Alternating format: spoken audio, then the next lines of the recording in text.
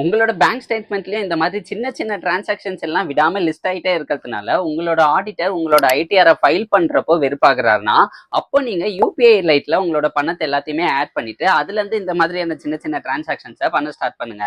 இதை நீங்க சிம்பிளாவே sign up பண்ணிக்கலாம். இந்த யூபிஐ லைட்ல நீங்க சைன் அப் பண்றது ரொம்பவே சிம்பிள். உங்களோட யூபிஐ ஆப்பை ஓபன் பண்ணிட்டு யூபிஐ லைட் என்ற ஆப்ஷன் இருக்கும். அந்த யூபிஐ லைட் என்ற ஆப்ஷனை கிளிக் பண்ணதுக்கு அப்புறமா 2000 rupees வரைக்குமே நீங்க இங்க டாப் அப் பண்ணிக்கலாம். ஸோ உங்களோட பேங்க் அக்கௌண்ட் ஸ்டேட்மெண்ட்ல இந்த 2000 rupees டெபிட் ஆனது மட்டும் தான் இருக்கும்.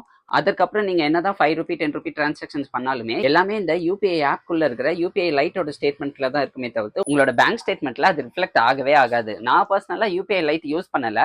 பிகாஸ் நான் ரூபே கிரெடிட் கார்டை என்னோட யூபிஐல லிங்க் பண்ணி தான் எல்லா டிரான்சாக்ஷன்ஸுமே பே பண்ணுவேன். அப்படி இல்லைன்னா எக்ஸ்பென்ஸ் அக்கௌண்ட்ல மந்தோட ஸ்டார்ட்லேயே ஒரு குறிப்பிட்ட அமௌண்ட் மூவ் பண்ணிட்டு அந்த அக்கௌண்ட்ல இருந்து இந்த மாதிரியான சின்ன டிரான்சாக்ஷன்ஸ் மட்டும் தான் பண்ணுவேன். பெரிய டிரான்சாக்ஷன்ஸ் எதையுமே என்னோட எக்ஸ்பென்ஸ் அக்கௌண்ட்ல இருந்து நான் பண்ண மாட்டேன். இந்த வீடியோ யாருக்கு தேவைப்படும் நீங்க நினைக்கிறீங்களோ மறக்காம இப்பவே அவங்களுக்கு ஷேர் பண்ணி விட்டுருங்க. நீங்க இந்த மாதிரி யூபிஐ லைட்ல உங்களோட பணத்தை ஆட் பண்ணி நீங்க ஸ்பெண்ட் பண்றப்போ இம்பல்ஸாவே நீங்க நிறைய பர்ச்சேசஸ் பண்றதுக்கான வாய்ப்புகள் ரொம்பவே அதிகம். பிகாஸ் இங்க உங்களுக்கு யூபிஐ பின்னுமே தேவைப்படாது. ஃபிரிக்ஷன் வந்து ரொம்பவே கம்மி உங்க கையில இருந்து காசு போகிறப்போ. ஸோ இன்கேஸ் நீங்க உங்களோட மணியை கண்ட்ரோல் பண்ண முடியாத ஒருத்தரா இருந்தீங்கன்னா அப்ப ஏடிஎம்ல இருந்து பணத்தை வித்ரா பண்ணிட்டு பிசிக்கலா காசு கொடுத்து செலவு பண்ணுங்க.